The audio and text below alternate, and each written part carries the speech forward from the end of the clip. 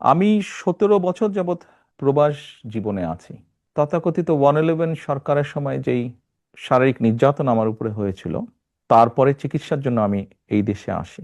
আমি যখন এখানে আসি, আমার ভাইকে আমি রেখে এসেছিলাম, আমার সুস্থ মাকে আমি রেখে এসেছিলাম, একটি ঘর রেখে এসেছিলাম, যেই ঘরে আমি এবং আমার ছোট ভাই বড় হয়েছি।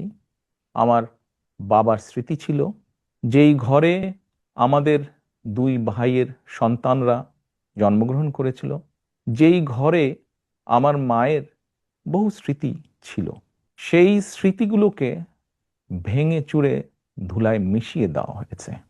যে ভাইকে আমি রেখে এসেছিলাম সেই ভাই এখন আর নেই। যেই সুস্থ মাকে রেখে এসেছিলাম সেই সুস্থ মা এখন সুস্থ নেই। শুধু অসুস্থই নন, ওনার উপরে মানসিক এবং শারীরিক নির্যাতনও করা হয়েছে।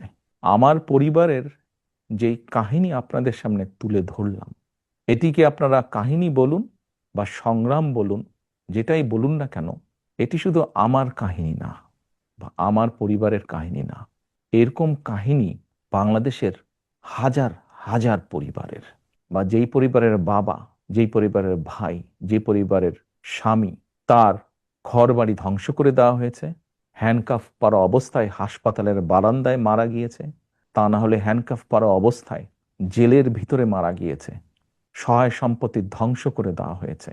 এই সকল অন্যায়, এই সকল হত্যা, এই সকল নির্যাতনের জন্য যারা দায়ী, যারা এসবের হুকুম দিয়েছে, তাদের প্রত্যেকের বিচার হতে হবে।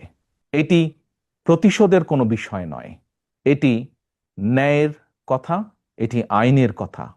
অন্যায় হলে তার বিচার হতে হয়।